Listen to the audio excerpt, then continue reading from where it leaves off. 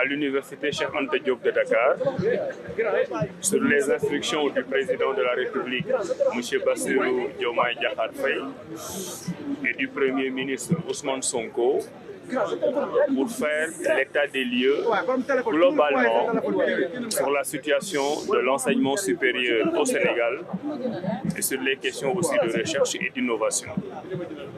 Cette visite a démarré depuis la semaine passée, où nous avons déjà visité l'université numérique Cheikh Hamidou Kane. Et aujourd'hui, nous sommes venus visiter l'université Cheikh Anta Diop, qui, comme vous le savez, est la première université du Sénégal, sur tous les plans.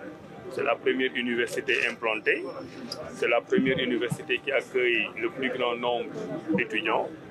C'est aussi l'université qui, au plan africain, représente dignement le Sénégal de façon prestigieuse en restant les premiers rangs des différents rankings. Alors, quand nous sommes venus aujourd'hui, nous avons voulu être exhaustifs. Nous avons fait le campus académique, le rectorat, et nous avons fait le campus social. Donc, quand nous sommes venus, nous avons été accueillis par le recteur, M. Mbaye, qui nous a fait visiter ses installations et nous a fait tenir une réunion avec le conseil académique élargi. Donc, nous avons pu discuter avec les enseignants-chercheurs, nous avons pu discuter avec le personnel administratif et technique du rectorat, nous avons pu discuter avec le SAES et le SUDES, qui représentent les enseignants du chercheur du supérieur au niveau syndical. Donc, nous avons passé en revue toutes les questions, sans aucune complaisance. Je leur ai fait part de ma feuille de route. J'ai identifié un certain nombre de problèmes que j'ai partagés avec eux. Et par la grâce de Dieu, dans leurs réponses, ils ont donné aussi l'état des lieux de leurs différents problèmes, mais toujours assortis des propositions de solutions. C'est l'un des points les plus importants de ma tournée d'aujourd'hui. À chaque fois qu'on a parlé des problèmes, on a aussi parlé des solutions. Et cette réunion du rectorat s'est terminée avec la visite de certaines infrastructures qui ne sont pas encore livrées. Il y a le problème du bâtiment de la faculté des sciences, fini, non réceptionné, avec un petit problème d'eau, d'électricité et d'équipement. Il y a aussi la question du chapiteau, où les étudiants en droit et en sciences politiques sont censés faire des études. Donc, quand nous avons quitté le rectorat, accompagné encore une fois du recteur M. Mbaye, nous avons une claire conscience des défis qui nous attendent.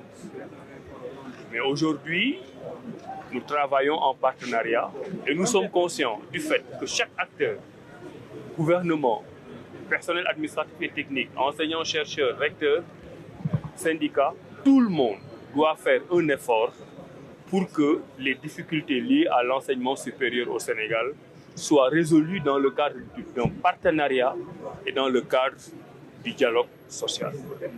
Et nous sommes arrivés à ce consensus. Pour aller maintenant au fond des questions, j'ai prévu de les rencontrer, les différentes entités, individuellement, pour regarder quelles sont les solutions techniques applicables à ce qu'ils sont en train de faire. Parmi les questions importantes soulignées au niveau du rectorat, il y en a 2 à 3 qui me paraissent urgentes. La question de la stabilisation de l'année scolaire est une question urgente. Et c'est une question d'intérêt national. Tout le monde sait que depuis une dizaine d'années, les années académiques se superposent. Et cette superposition d'années académiques connaît des conséquences sociales, financières et économiques désastreuses. On a même avancé le chiffre de 25 milliards qui pourraient être économisés si, dans le cadre d'un partenariat et d'une discussion fructueuse, nous parvenions à stabiliser le calendrier électoral.